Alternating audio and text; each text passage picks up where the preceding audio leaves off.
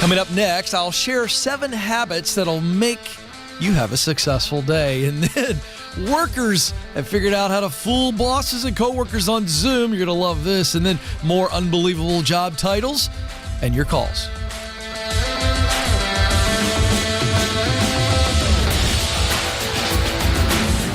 All right, welcome to the Ken Coleman Show, where we help you win at work and in your life. I want you making more money and experiencing more meaning in your work week. All right, so let's talk about each day. And this works for weekends as well. The daily discipline, by the way, is the key to long-term success. And I don't think anybody disagrees with that statement. I also don't think that when I say that, you go, oh, man, I've never thought of it that way. I don't think anybody does it. But I think we overlook this. I think we all know it, but I think we all overlook it. You know, we think in terms of a year, what we want to accomplish in a year. We think in terms of what we want to accomplish in 5 years, 7 years, 10 years, 20 years, 30 years. We do think this way. I mean, we just do. But we don't think about the daily successes that compounded over time give us those goals we want. We think big and we think long. And that's good. There's nothing wrong with that. But I think sometimes we overlook the faithful diligence, the consistent discipline of a daily routine and how it allows us to actually reach beyond our big goals. So let's just break this down. I mean, and by the way, I'm picking 7. I'm trying to be very practical here. You could add so many things to this, and if that's what you do as a result of this teaching, woohoo, let's go. What are some habits, 7 specifically, that will lead to you having a successful day, and then a successful week, and a successful month, and a successful year? Here we go. First and foremost, a morning routine. A morning routine. Get into the habit of what is an optimal routine for me in the morning. And I would also tell you this is true on weekends. In fact, Alex, have a different routine on weekend mornings because I've got a Saturday morning, which is involving all kinds of, I got 3 kids. I'm a professional Uber driver at this point. We got sports. We got sleepovers. It's just nonstop. And on Sunday, I've got church. So my rhythm's different on Saturday versus Sunday. But I need a routine even on my weekends so that I have a successful weekend day. So what is your morning routine? What works for you? Let me dive into this very quickly. We'll keep moving. What's the right food for you? The right energy beverage, or what's the right activity from an exercise standpoint? I have some friends that actually the first thing they do is exercise. I mean, they got out of the bed and within minutes they're exercising. I'm just going to tell you, that doesn't work for me. I need coffee. I don't even know how much I need it physically as much as now I think it's a mental crutch. I'm just going to be honest with you folks. But I have a routine of quietness and reflection and reading, thoughtfulness, mindfulness. That's really big for me.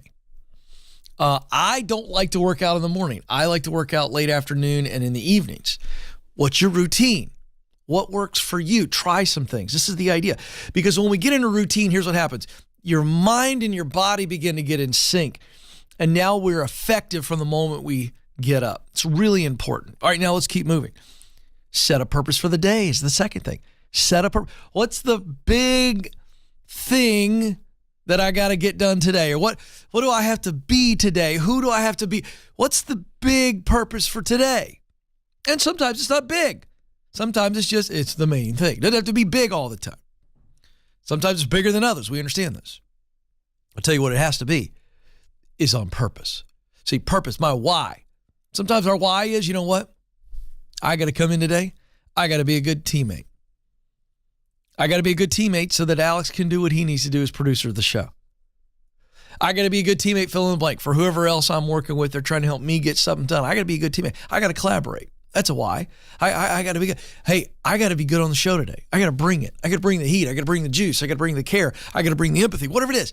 And if this is your concoction or your recipe of why, that's fine too. Get it in your head. Number 3, be physically active. Now, this looks different for different people. You know, you could walk around the parking lot during lunch.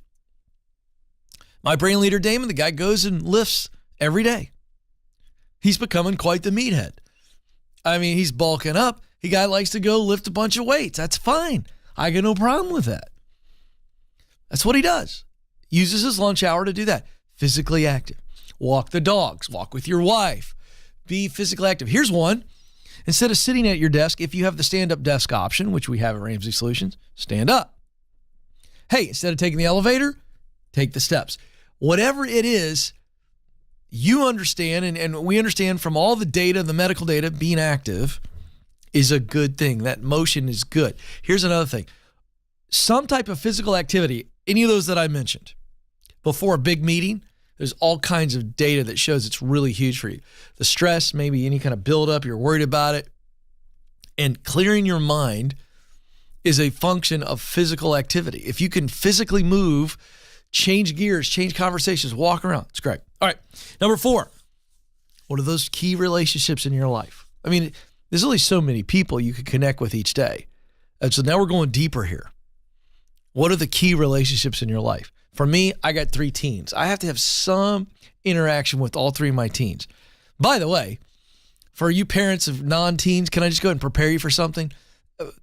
They want less and less connection, and you end up wanting more. It's a horrible thing because you think you've done something wrong or something changed. No, they're just teenagers. They're just teenagers. And I've learned, just the deal. But I still have to have some key interaction. I got to interact with Stacy, not just, hey, what's the schedule? What's going on? Hey, how is your day? I got to listen. Guys, one of the number 1 responsibilities you have as a dude is to listen to your wife. Let her get her words out. This is important stuff. While I'm on the subject, don't ask questions. Just listen. This is extra bonus content. This is how men tell a story. You ready? You see that? Everybody get this? Hey, guys, I'm doing you a favor. This is how we tell story. You need to understand that. Women tell stories like this. It's like this whole thing. Do you like that? For our listening audience, they're going, what is Ken doing? It got quiet. I was drawing a straight line, like putting my arms straight out. Boom. That's what men do with stories. Women, it's like a roller coaster. Up, down, dipsy-doo, back around. Back. And so the number 1 mistake you can do, guys, when listening to your wife is to ask a bunch of follow-up questions. It makes it even longer and dippier and upside. Just listen, let it get all out, then ask your questions at the end. Or maybe just go, okay, and move on. Number 5, being productive is huge. Busy as it relates to production and intention is great, but don't rush. Don't get too panicked. If you're rushing, you got too much going on. Number 6, take some breaks, whether it be the physical exercise, the break, take a mental break. This doesn't mean spend 45 minutes on Facebook watching cat videos. And then at the very end of the day, reflect. You started on purpose, end on purpose. Make sure you're reflecting. What was good today? What was bad today? What can I do better? What can I add in? All of this is going to lead to a very successful day. Coming up in the news, what Zoom is doing to us and more.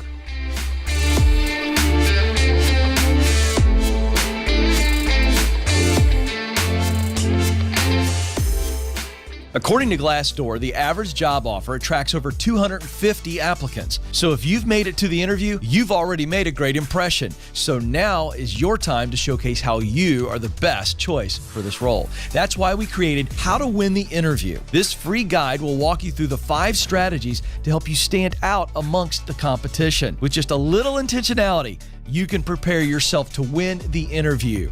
To get it, go to kencoleman.com/interview.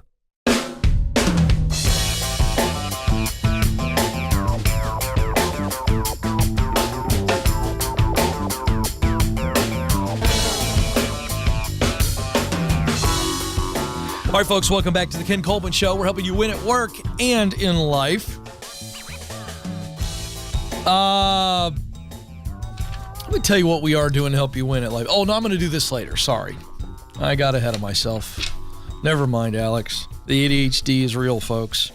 Okay, so we've all learned how to operate with Zoom. I mean, we were doing this on FaceTime, the Apple users. The pandemic comes in and Zoom takes off. Like Zoom is its own category, like Kleenex. Like Kleenex is actually a brand of tissue. But we just say, hand me a Kleenex, right? Or it's like the old school days. You remember like, can you Xerox this? Well, Xerox was the brand of the copier, but it had such market space that it was like, well, we just called it a Xerox. So it was like, hey, hand me a Kleenex. Well, Kleenex is the brand name, but nobody's going to go, please hand me a facial tissue. Although I might start doing that. Can you imagine? Excuse me, can I get a facial tissue? That's kind of funny. You can use that. By the way, I try to give you little bonus things when at work, life. Every once in a while, folks, I'm going to drop in some bonus content like this. You want to make your coworkers laugh? I just tested it right here. The booth, everybody laughed.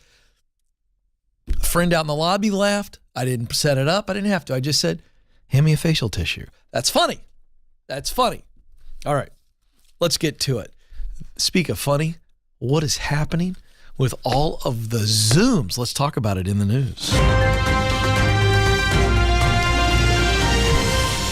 Okay, we're going to cover two articles here. First from Forbes and then The Verge. Okay, now this is really, really interesting stuff. Everybody knows the pandemic brought an onslaught of Zoom meetings. We were all virtual for a season, and everybody was either in Microsoft Teams or Zoom or whatever. So it was the video conference. I mean, which, by the way, video conference is not a new thing. We were doing it. We just weren't doing it at the level we're doing. Now, listen to this. This is a statement I'm going to pull out of the Forbes article, and then we're going to dive into some studies. There are basically three ways, it says here, of interacting on a Zoom call. One, you can pretend that you're interested in the topic and engage. Notice they don't say you're actually engaged. They say pretend. So I think there's actually a fourth one here. But anyway. Two, some people use this time to promote themselves and their personal brand. Others feel that this is three. Others feel it's their job to make your life miserable for the next 45 minutes. By the way, this is true of a Zoom meeting or a regular meeting. Some people just suck at doing meetings, and they end up sucking the life out of you. Okay. This is actually what's happening now. Okay. According to a recent survey by XL Media, here are some of the techniques that people are using on Zoom calls. This is real, folks. Respondents are saying this. Over half say they regularly leave Zoom calls early in a bid to seem busy. I mean, it's straight up lying. It's creative lying, but it's lying. People are going, hey, I got to go. I got about 7 other things to do. Everybody's like, oh, well, yeah. Okay? 2/3 admit setting their laptop camera at an angle to make them look more domineering in business meetings. So this is like people seeing these scenes in movies and they're trying it themselves. Well, I'll change my camera angle. Almost 25% have joined Zoom calls while on an indoor exercise bike to appear disciplined and healthy. So they don't even ride it, but during the Zoom call, hey, I'm going to do this call. If it's okay with everybody, I got to knock out my 30 minutes today. Everybody's like, oh, yeah, look at Fred. That guy's disciplined. Meanwhile, there's like a open carton of ice cream just off camera. 82% try to make a good impression by wearing formal office attire on the upper body while dressing casually below the waist. I mean, that's an old technique there. I've said this on the show before.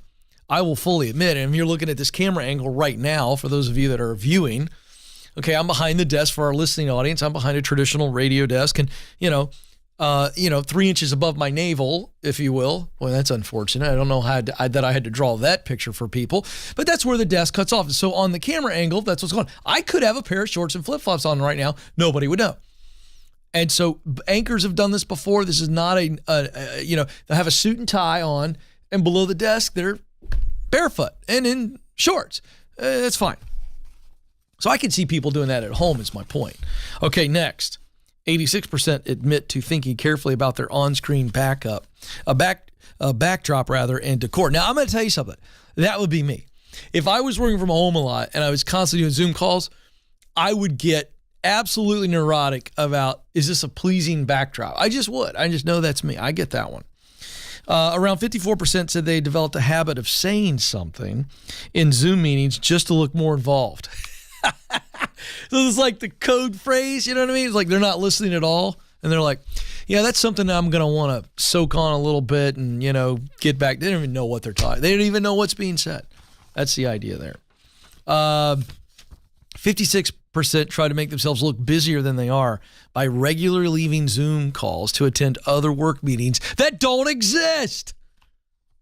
Hey, guys. Hey, jumping in real quick. I hate to, I got to hop off. Got to jump on another Zoom here in about 5 minutes. There's no Zoom. There's no other meeting. 1 in 3 people have tried to appear more committed by claiming to be ill while on Zoom, even though they're fine.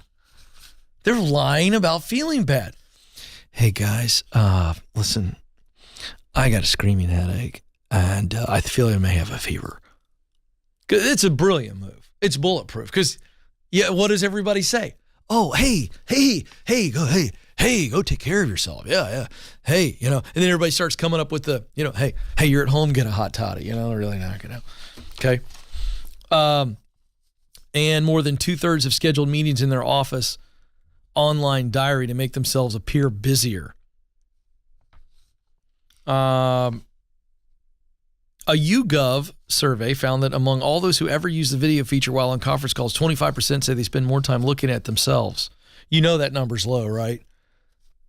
25% are admitting that they look at themselves in the window while they're on the Zoom call. That's garbage number. It's more like 95% are looking at themselves. It's like a mirror. Who doesn't do that? 44% of respondents to a survey said that they have bad Wi-Fi and it's their biggest pet peeve. More than a third said that there are too many people in the Zoom. 35% said they're constantly being interrupted. 34% said their pet peeve is people eating food.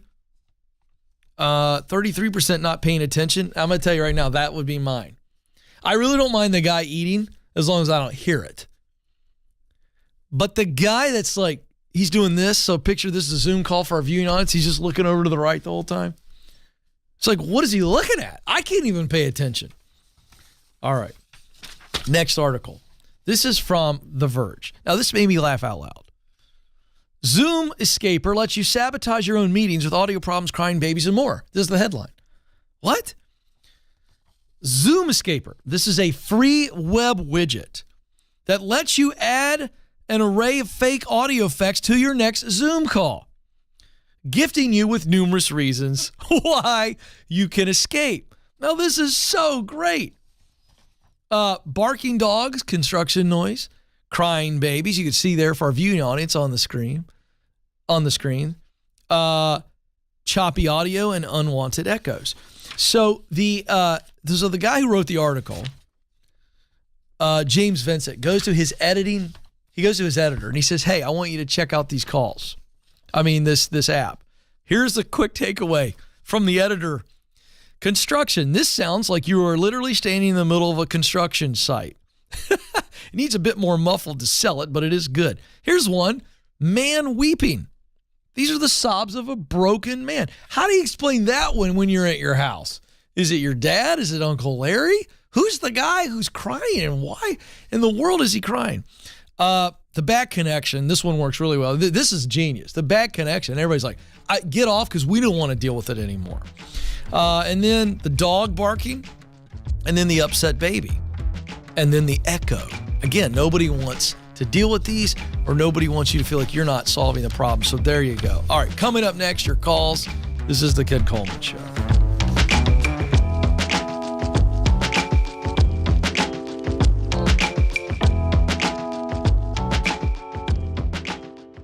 Do you know what you were born to do? In order to get hired at a job you love, you need to get clear on your talent, passion, and mission. That's why our team created the Career Clarity Guide. In just a few minutes, this free tool will walk you through a process to discover what you do best, talent, the work you love to do, passion, and the results you want your work to produce. That's mission. Then you're going to feel way more confident throughout the job search process. To get started, go now to kencoleman.com/clarity.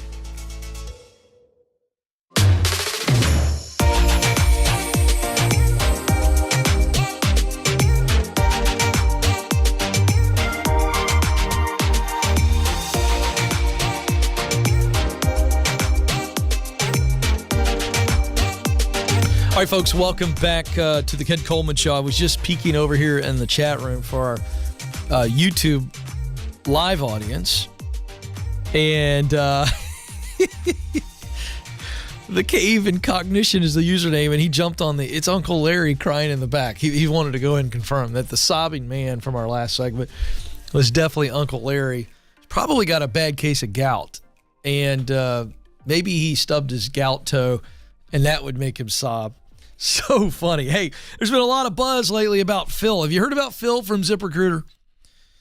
Been a lot of thank you Phils going around the internet, social media. Here's what people are saying on the internet. Elisa M. said, Phil, you are amazing. You gave me the confidence I needed to land an awesome job. Thank you. That Phil sounds like somebody you want in your corner, especially for an easier job search. What will Phil help you discover? Find out at ZipRecruiter.com. That's ZipRecruiter.com. I like this Phil guy. Are we going to get Phil on the show? Alex says he's working on it. We'll see. All right, to the phones we go. 844-747-2577 is the phone number. 844-747-2577. Michael is in El Paso, Texas. Michael, you're on the Ken Coleman Show. Hi, Ken. How are you doing today? I'm living the dream, Michael. What's up? Hey, so I was calling because I'm kind of stuck in where I'm at work, in the healthcare world. And Okay. I've kind of gotten to the top of where I can go at the moment with my education experience. Okay. But I've kind of found a love in the tech world, so I'm trying to figure out how to make that transition with basically little to no experience at all, and Okay. kind of figuring out what the next steps are. What do you mean by stuck?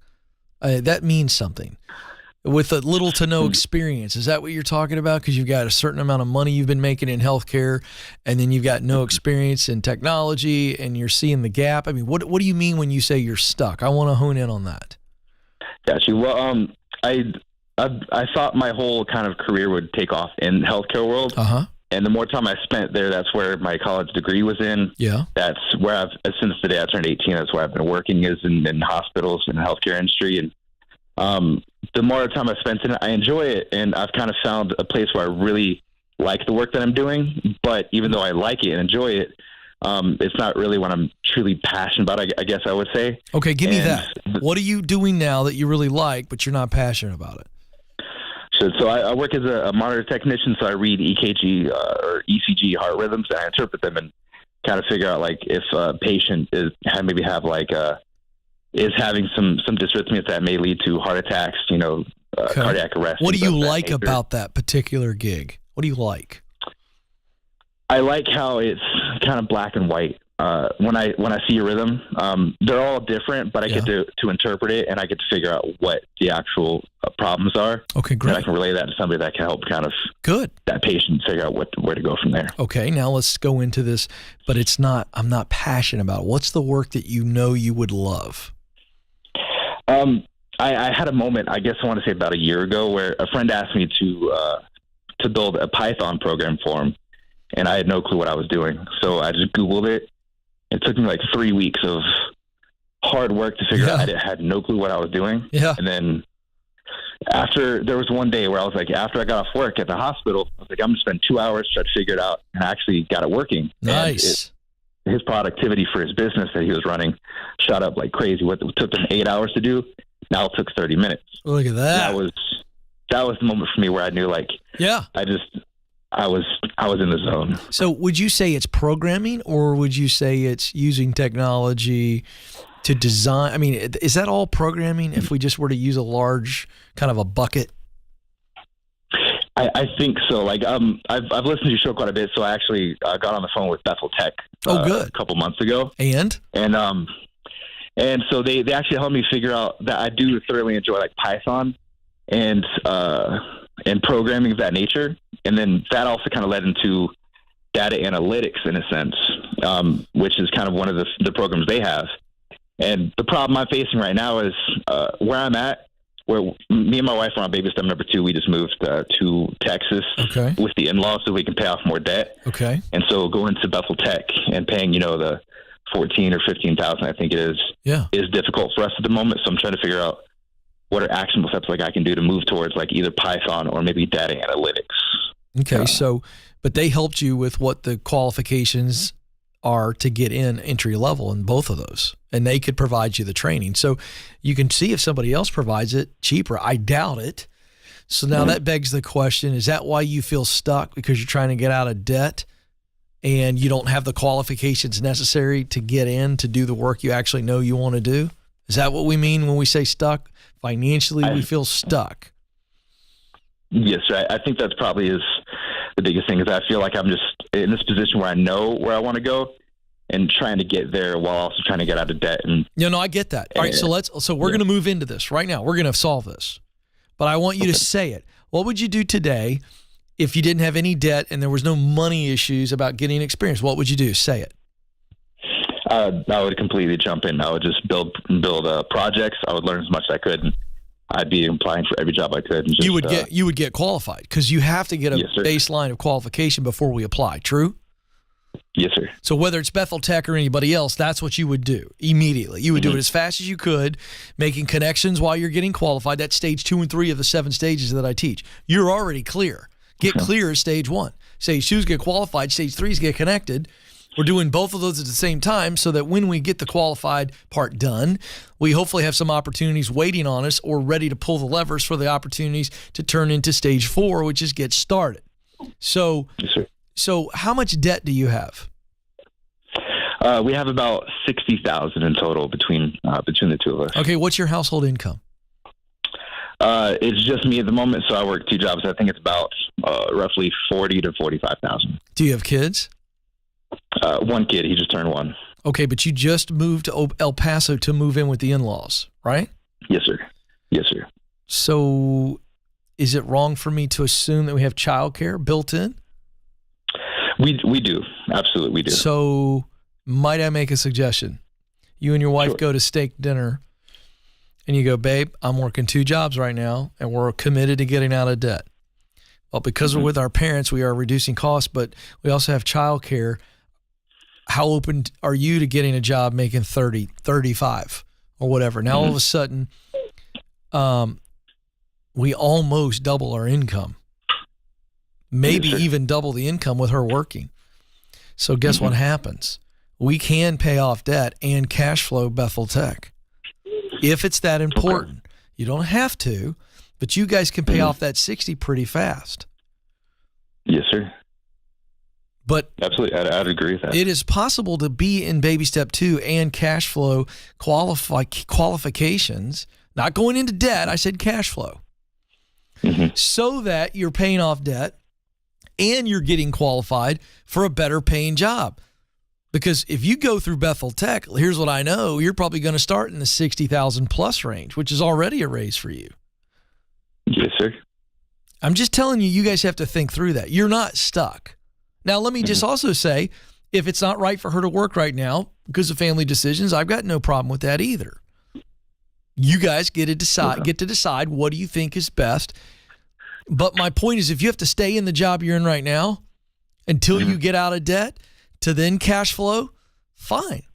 But you can walk through baby steps 2 and 3 and still cash flow getting qualified. We hear it all the time on the Ramsey Show that people cash flowed medical bill stuff while, you know what I mean, or cash flowed education or cash flowed this while paying off debt. Yes, sir. So I think that's the mindset switch. You're not stuck. You're just either going to have to be patient or you're going to have to double down on efforts to move forward. Make sense? Yes, sir. Absolutely. You got this, man. You know exactly what you want to do, and you know why you want to do it. So figure out the best way to get it done. That's the key. Okay? We don't have to abandon paying off debt, but we also don't have to abandon getting qualified. And so I want to make sure it's not an all or nothing. Now, if you choose to be all or nothing on that, I'm supporting that as well. Bethel Tech's still going to be there. So are technology jobs. Do what's best and do what's right for you all. And don't look back, but get busy. Don't move. More of your calls coming up.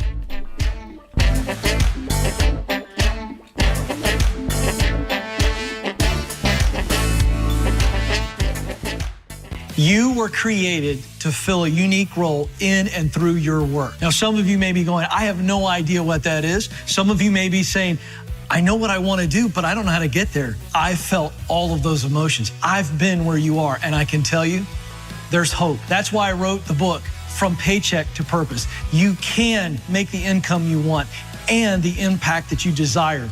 And I know that you have what it takes.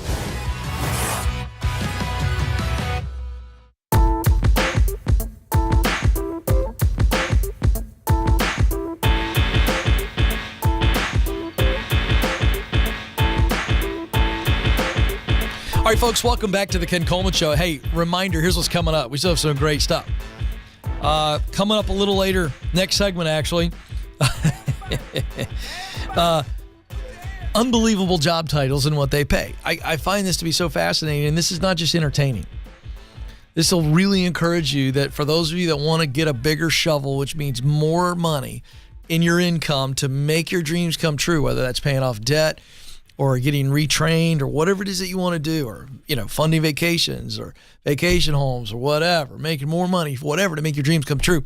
This will really encourage you. There's so much opportunity out there. Also, for our viewing audience, bonus session today, we're going to hang out in the chat room. We got some great feedback going on. If you got a question, you're watching live on YouTube, fire away. Fire away. We'll have some. You want to ask me a fun question or your serious question? We're going to jump in and engage in the chat room for 6, 8, 7, 9 minutes, 10 minutes if you guys are really exciting and entertaining. Well, that's coming up as our bonus segment. All right. But let's get back to the phone. St. Paul, St. Paul, hello, the Twin Cities. St. Paul, Minnesota. Is where Miranda joins us. Miranda, you're on the Ken Coleman Show. Hello, how are you? I'm living the dream, Miranda. What are you doing? I'm drinking some tea right now. Oh, so very literal. What kind of tea? Some green tea. Oh, I love green tea. Now, I have a question for you before we move on to the important stuff. Yes. Do you put honey in your green tea or do you drink it straight? I like to drink it straight. Yeah. I'm just going to throw this out there. Try a nice dollop of honey. It will give some natural sweetness. This is organic honey. It'll give you some natural sweetness, and it coats your throat as well because it's awful cold up there in St. Paul. So there you go. Little bonus content for you today. How can I help, Miranda? Okay. Well, I'm a little bit nervous. That's okay. That's okay. But I guess to give you some background information, I've worked mostly part-time jobs and side hustles most of my life, I suppose. And even in college, I didn't really know what I was going in there for. Eventually, I ended up with an art degree just because I ended up taking a bunch of art courses, hoping that I'd figure it out by the end of my 4 years. But that didn't happen. Anyways, now I'm currently at the post office. I feel glad to be able to have a stable job where I can really tackle my debt and really pay those off this year. But now, I guess what I am calling for is, how do I go from just paying the bills to finding my dream job? I don't really have any special skills or... That's not true. Any not true. interest. Not true. I just refuse to believe that you don't have any talent. I mean, I probably do. I just don't know how to identify what those things are. Okay. So one thing I'm going to do, I'm going to help you work through this briefly, but I'm going to give you my Get Clear career assessment. Okay.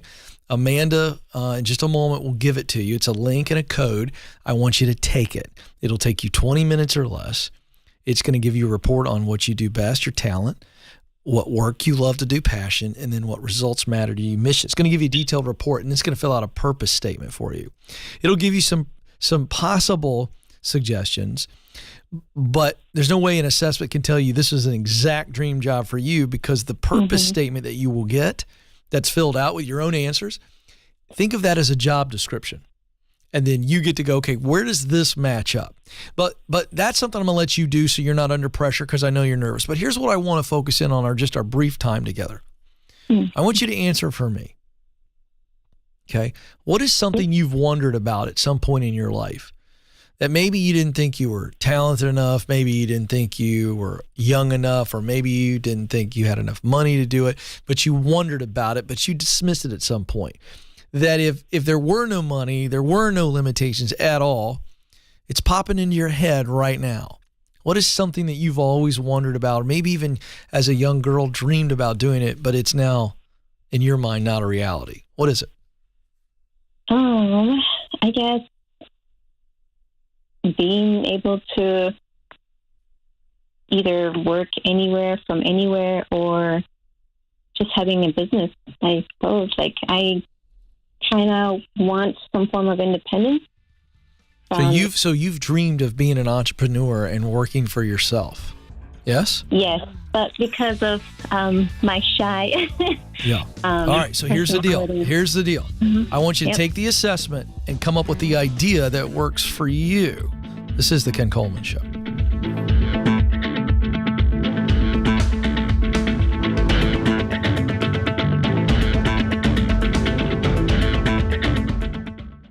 Are you wondering if you should leave your current job or stay put? Well, you're not alone. That's why we created the Should I Quit My Job quiz. In just 5 minutes or less, this quiz will help you determine if you're at the right company and if you're in the right role. And if you need to make a move, you'll get practical steps to keep you moving forward. Folks, it's time to get unstuck. Life is too short not to do what you were created to do.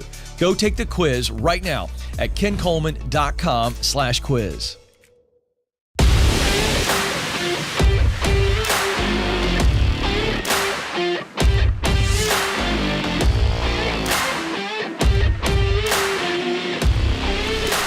Welcome back to the Ken Coleman Show. We're helping you win at work and in life.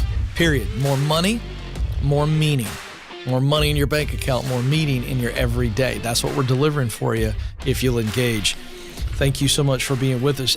Speaking of more money and more meaning, how many of you out there realize that project management is one of the fastest growing skills in the worldwide economy? In fact, it's expected to grow by 33% through 2027. So I'm super excited to announce. Listen, folks. I mean, this is real stuff here. Ramsey Solutions is announcing that we are now opening up for applications for our first ever Project Management 101 course. Project Management 101.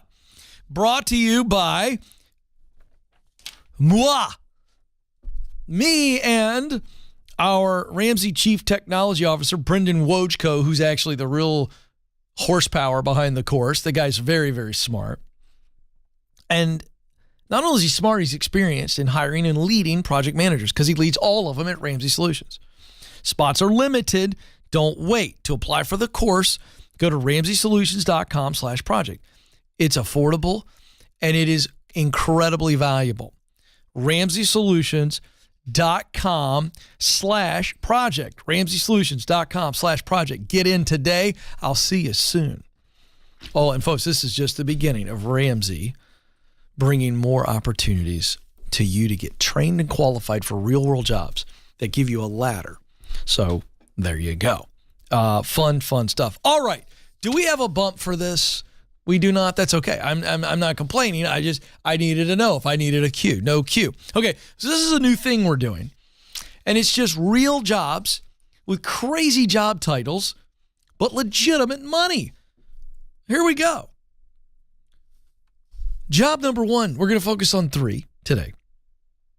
And again, for those of you who are in and out, paying attention, not paying attention, you're multitasking. I get that. The reason I'm highlighting these things is not just to entertain you, because they are entertaining, but it is also to encourage you. If those of you who feel like you're in a dead-end job and you're wanting to make more money, maybe it's just to get out of debt. In America today, there is so much opportunity, it's not even funny. Here we go. The first one. I feel like this has got Joe Hankin all over it. Joe, if you're going to retire, but you want to stay busy because you're driving Debbie nuts, I think this would be you. Do you know what I'm about to share? No. This is very exciting. And I'm not kidding. I think this has got you all over it. Here it is. Private island caretaker. Oh. Yeah, see, look at that. I mean, I saw your face. Private island caretaker. Now, this is an island sitter, not a pet sitter, an island sitter. Have I got your attention, Joe? Yes. Mm-hmm. They take care of the property during the absence of the owner. The responsibilities include anything from feeding fish and looking after the house to diving or blogging.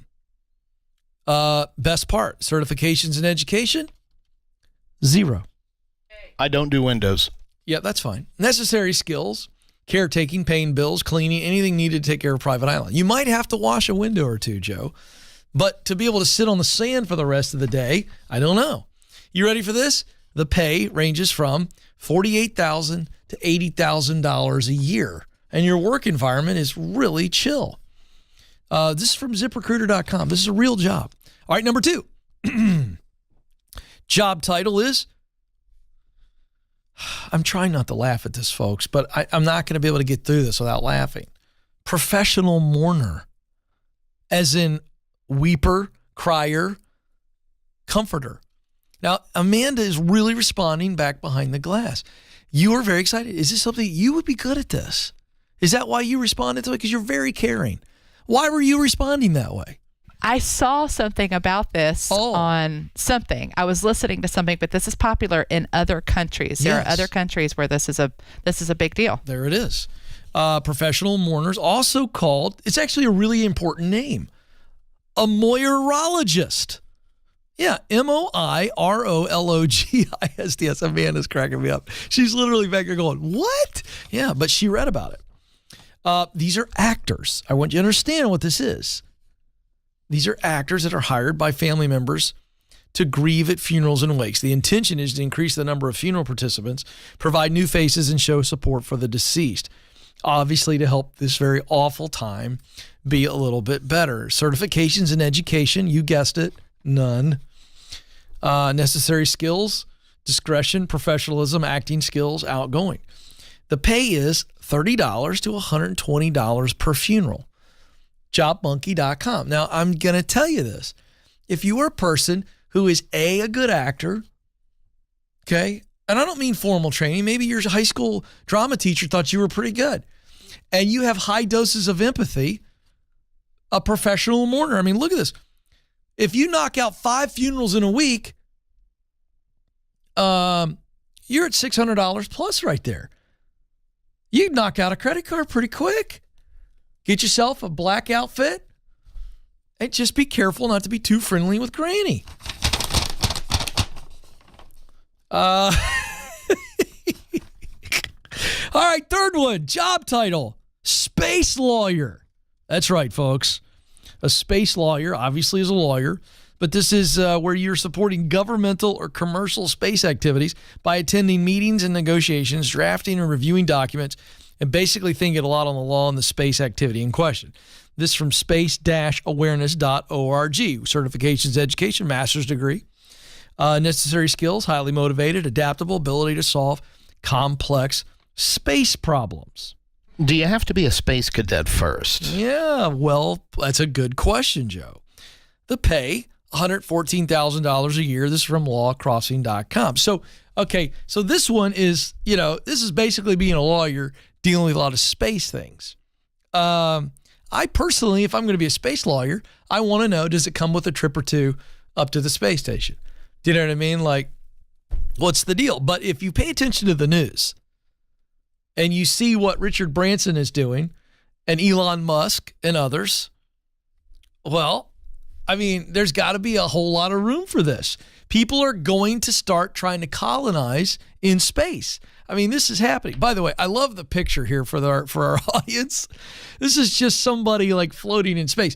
And this makes me very nervous and gives me great anxiety because I saw that movie with, I feel like it was George Clooney.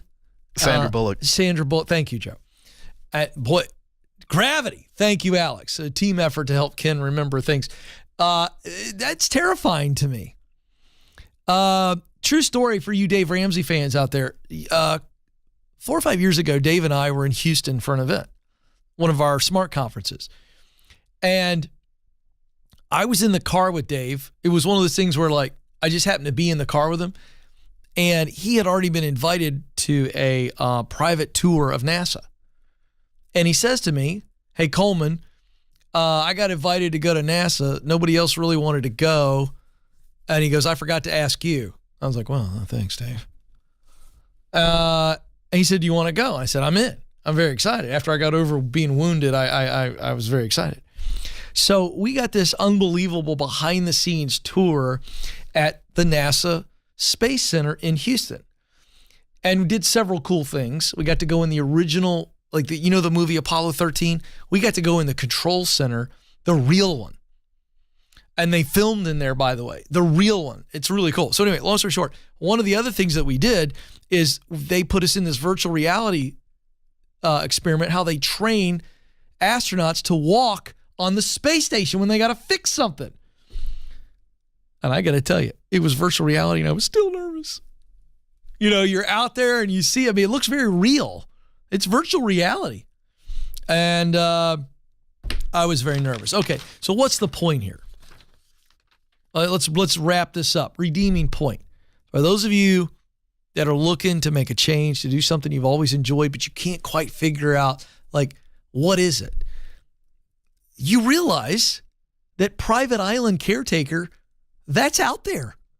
You want to caretake land, you like being outdoors, and you're trying to figure out, I like autonomy, I like being outdoors.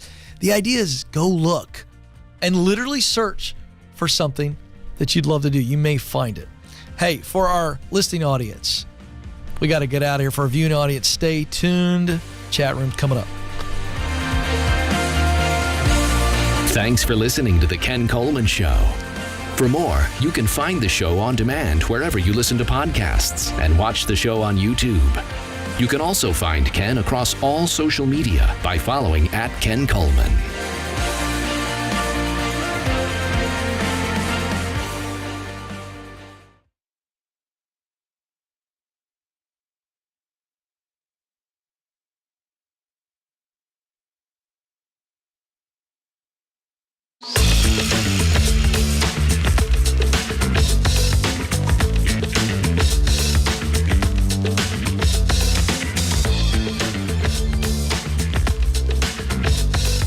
All right, folks, welcome back. Hey, to our YouTube chat room. We're in our bonus YouTube session here. We're going to get in there here soon, and I'm gonna see what we got going on. But we're going to do a quick call with Dwayne in Ann Arbor, Michigan. Dwayne, you're on the Ken Coleman Show. Hey, Ken, how are you doing? Dwayne, I'm living the dream. What are you doing? Not much. Lately, I graduated in the spring and graduated from high school, and then I decided to go to community college after that. Okay. Or I was pressured to go to community college after that. Uh-oh. And so, and then I've worked part-time jobs, and I was looking to go into a trade, but I really don't think that's for me. So I took your Get Clear assessment. Yeah. And I'm not sure where to go. I feel like I need a sense of direction to Okay. Now, when you got your purpose statement and you got your reports on your top 3 talents, top 3 passions, work you love, and then your driving missional result, did it ring true to you? Did it make sense to you? Do you feel like, okay, I was honest with myself on the assessment. This spit it back to me. Did you agree with it? Yep, I agreed with it. Okay, so you're looking for the specific ideas, right? Yep. Okay, so read the purpose statement to me. Do you have it in front of you? Yep. Okay, go. I was created to use my talents of compassion, inspection, and instruction to perform my passions of leading, promoting, and finishing to accomplish my mission of influence. Okay. So let's start on the back end of that mission. So the results you most want to create with your work is influence, right? Yep. What is influence? What do we say influence is? When you read your missional result, what is influence about? It's about changing, transformation in people's lives, helping people change their lives, helping with a transformational experience, yes? Yep. You agree with that, true? True.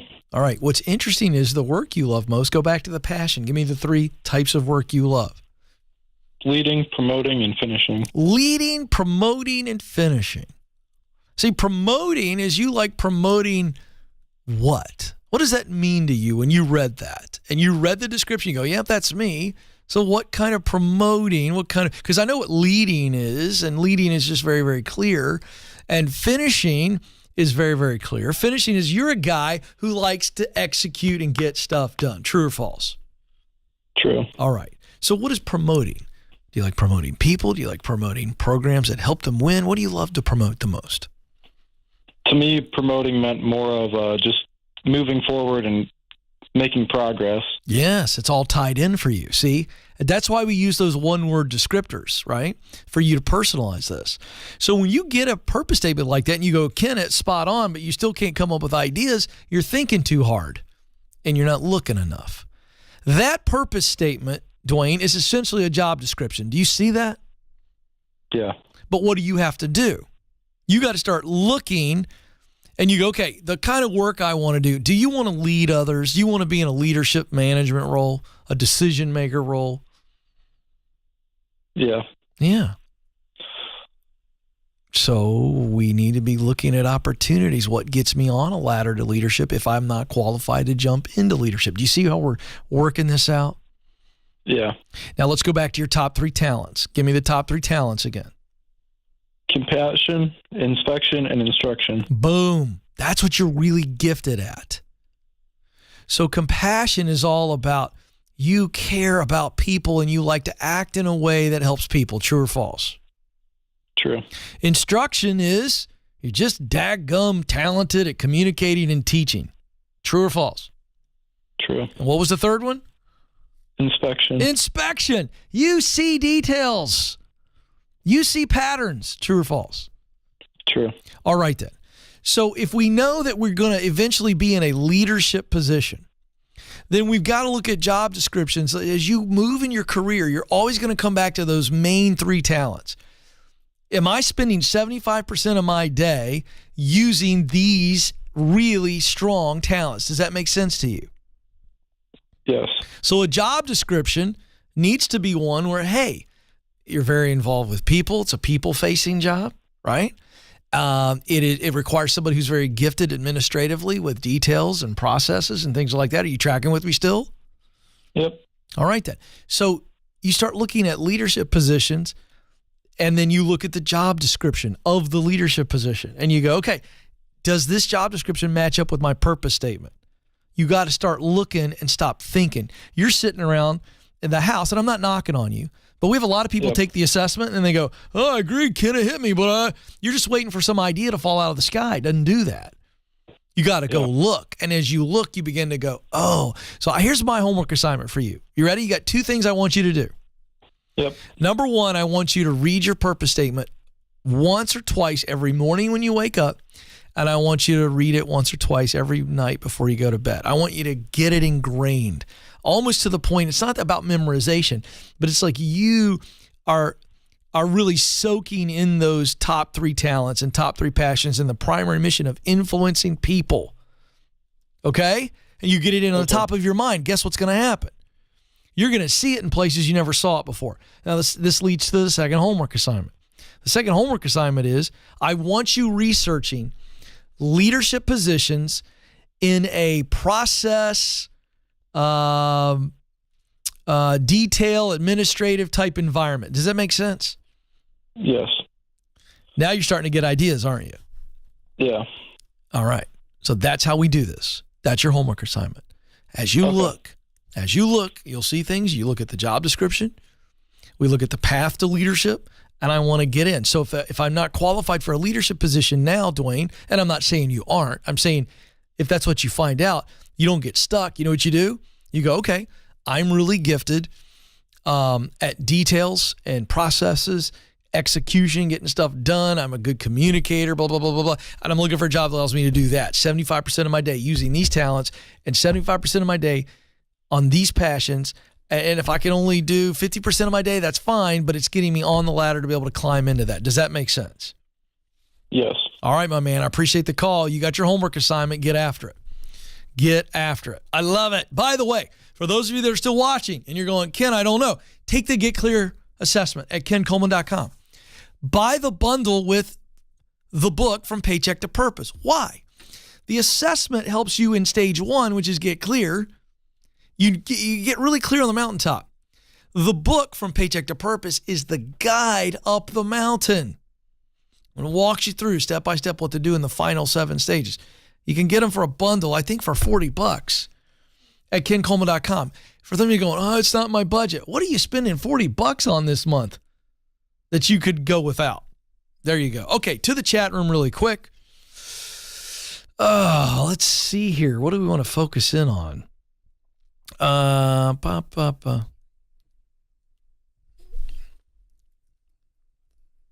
Oh, so underdog training.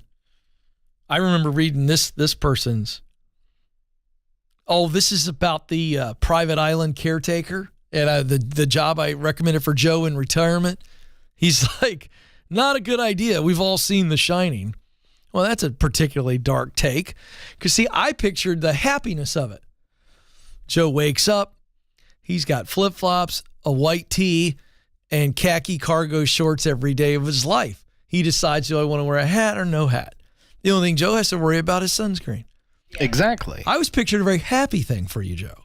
I was too. Because Joe's very detailed, very fastidious on details and making things the right way.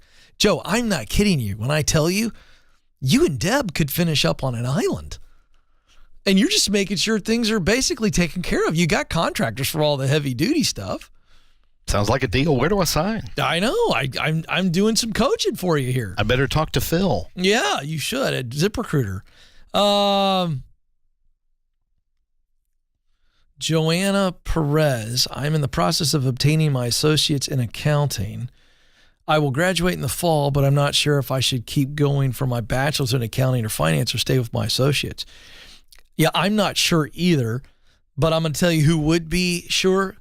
Talk to some people that are doing the kind of accounting work that you want to move into. Trust me, people will have opinions. Ask them the exact same question and go, hey, should I finish or should I not? And you're going to get, I'd like to see you get 3 to 5 opinions of people that are in professional accounting roles like you want to do, or people who are leading people that are doing what you want to do. Get 2 opinions, get a variety of opinions, and in getting those opinions, you can make the right decision. Because here it comes down to this. Here's my opinion, Joanna. I honestly don't know what's best, but I know that if you don't have to have a degree, don't do it. All right, I got to get out of here. You matter. You have what it takes. This is the Ken Coleman Show. Press on.